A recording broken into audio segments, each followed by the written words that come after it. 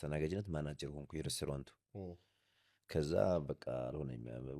ወደ ጂሙ መቀየስ ነበረብኝ። እዛ ትሬነሮቹን ሳያቸው ምናምን ዝንጥ ብለው ሰውነታቸው ያምራል ምናምን በቃ ሰው ሲያሰሩ ከትልልቅ ሰዎች ጋር ናቸው ምናምን ሰው ናየዋቸውና ከዛ የሚያገኙትን ገንዘብ ጠየቅኩኝ። የሚያገኙት ገንዘብ ጥሩ ነው ከኛ ይሻላል።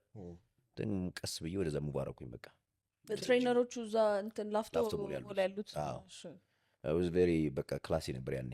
ማናጀርም ሆንክ በዛ በኩል ማናጀር የአንድ ሬስቶራንት ማናጀር ሆንኩ እዛ ቫቲካን አካባቢ አንድ ይሄ የአፍሪካን ምግብ የሚሸጥበት እንትን ውስጥ የተወሰነ ጊዜ። ከዛ በኋላ በቃ እሱን ተውኩትና ሞር ወደ ስፖርት ላይ በቃ ፎከስ አደረኩኝ። ከዛ ሌላ ኪክ ቦክስ ምናምን መስራት ጀመርኩኝ። ስፒኒንግ ማስተማር ጀመርኩኝ። ስፒኒንግ ምንድነው? ሳይክል ላይ እንደዚህ የሚሉት ነገር በሚውዚክ ምናምን እሱ ማስተማር ጀመርኩኝ ምናምን በቃ ከዛ ወደ ጂሙ ሙባረኩኝ።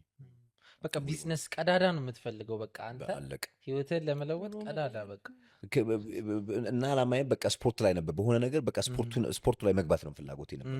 በቃ በሆነ ነገር ኮምፒት ለማድረግ አስባለሁ። ሞከርኩኝ ኪክ ቦክስ ምናምን ሳስበው ከገንዘብ የለውም። ሁሉንም ሳያቸው በቃ የለውም ካሽ የለም።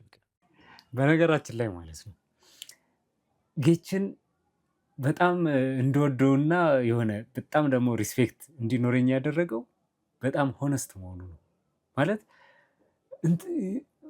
ሰው ልጅ አመለካከቱን በቃ በግልጽነት ሲናገር በጣም ደስ ይላል። እንትን አይደለም ይሄ ለሆኑ ሰዎች ለመመቸት ብሎ የሆነ አይነት ሀሳቦችን አያነሳም። በቃ እኔ ስፖርቱን የማሳደግ እንደዚህ ፍላጎት በጣም ከመኖሬ የተነሳ ነው እነዚህን ሁላ ስፖርት ሰርቻለሁ ምናምን እያለ አይደለም የሚያወራው።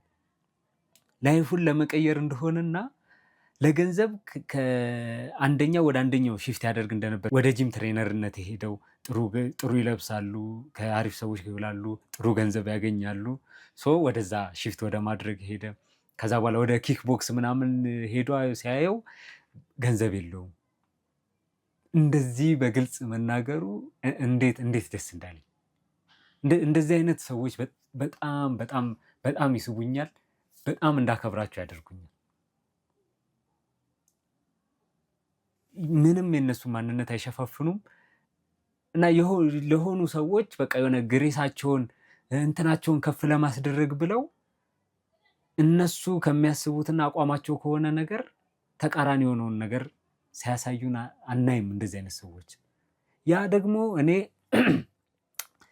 ደግሞ እኔ በጣም ትልቅ ቫልዩ የምሰጠው ነው። ከሰው ልጅ በጠቅላላ ለሰው ብሎ የሆነን ነገር ማያደርግ ሰው የበለጠ አከብረዋለሁ እና ጌች በዚህ ሀሳብ በጣም በጣም በጣም ነው ያከበርኩ። በጣም የሴዶን ጉዳይም እዚህ ጋር ነው እኔ ማምጣት የምፈልገው።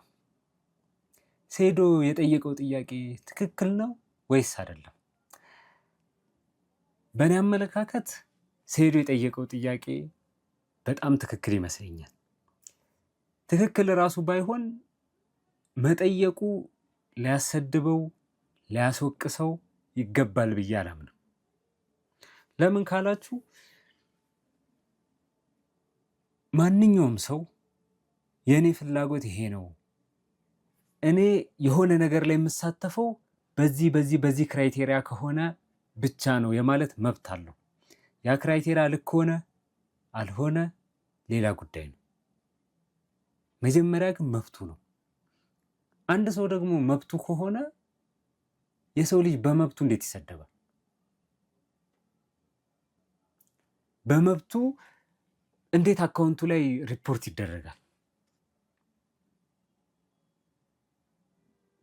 የሰው ልጅ መብቱን ኤክሰርሳይዝ ስላደረገ ብቻ እንዴት ይወገዛል? እንዴት ይወቀሳል?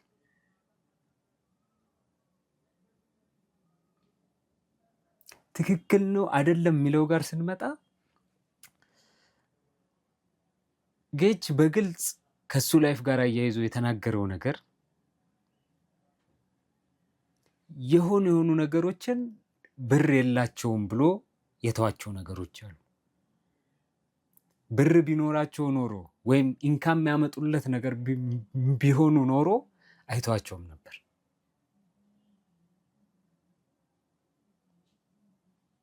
ሴዶም በተመሳሳይ ነው።